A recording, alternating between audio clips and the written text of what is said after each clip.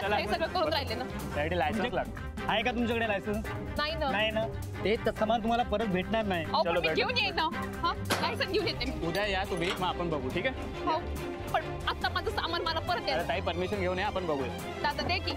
अरे नुकसान होऊन राहिलं ना माझं. तुम्हाला बोललो ना परमिशन घेऊन या, आपण बघू. अरे पण माहिती नव्हतं ना मला, म्हणून दे ना मला वाज.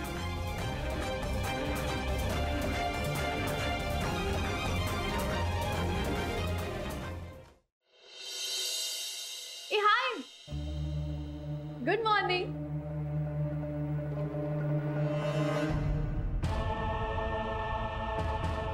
काय ग, काय झालं? म्युन्सिपालिटी वाल्यांनी सुपरमार्केट उचलून नेलं का तुझं?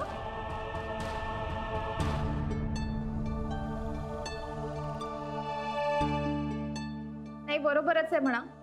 त्यांनाही कळलं असेल तुझी लायकी रस्त्यावरचीच येते. नाही गॅरीशी लग्न झालं होतं म्हणून ती एवढ्या हाय सोसायटी मध्ये राहायला आली होतीस. ऑरेल्स आय डोंट थिंक तुझी कधीच एवढी लायकी होती.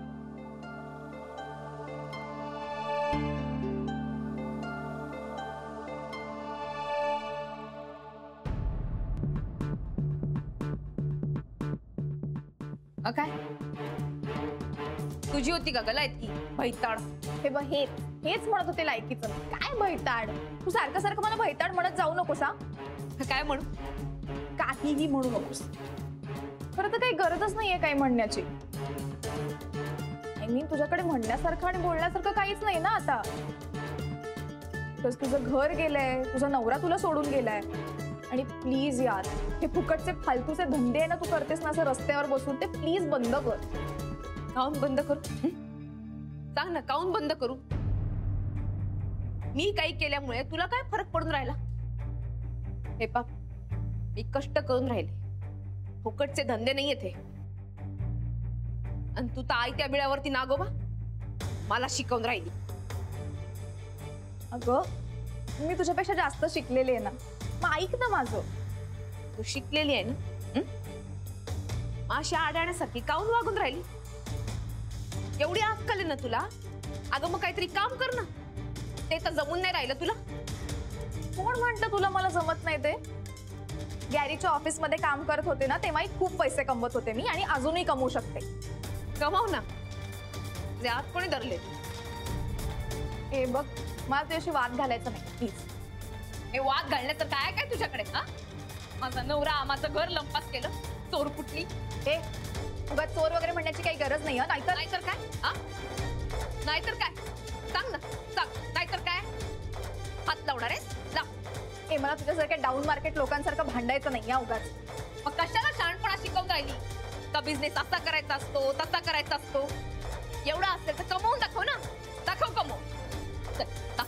दाखव मला पैसे कमवून दाखव. चल यार, तू परत हात धरलास माझा. सोड ना. नाही सोडणार. सफरचंदाचे काप नीट परतल्यानंतर त्यामध्ये दालचिनी पूड आणि मध घालून पुन्हा नीट परतून घ्यावं. बटर लावलेल्या ब्रेडवर सफरचंदाचे तुकडे, बदामाचे तुकडे, टुटी फ्रुटी, डार्क चॉकलेट आणि मीठ घालून दुसरा ब्रेडचा तुकडा त्यावर ठेवून वरच्या बाजूला बटर लावून घ्यावं. एका बाउलमध्ये स्ट्रॉबेरी सिरप आणि क्रीम घालून सॉस तयार करून घ्यावा. तयार सँडविच पॅन मध्ये बटरवर ग्रिल करून घ्यावं आणि स्ट्रॉबेरी सॉस बरोबर सर्व्ह करावं.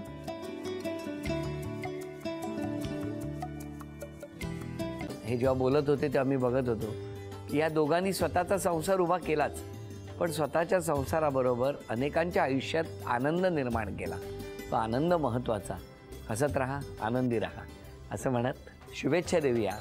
आणि ही झी मराठीकडून भेटवस्तू डेव्हिड तुमच्यासाठी. अभिनंदन.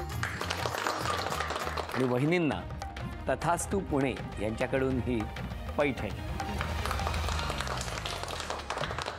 अभिनंदन.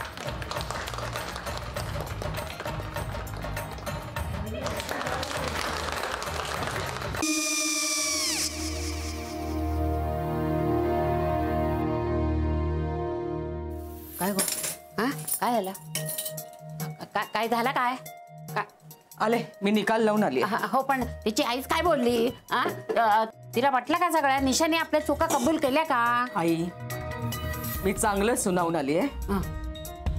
त्या तिची बाजू घेत होत्या, पण मी लक्ष दिलं नाहीये. खूप झालं, खूप झाला आता, चांगुलपणा खूप झाला.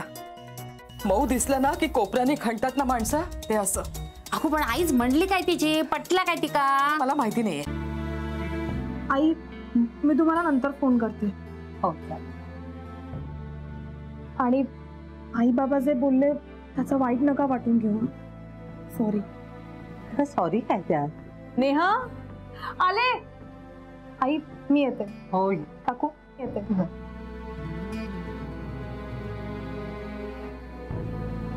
सावकाश जाग. हो हो.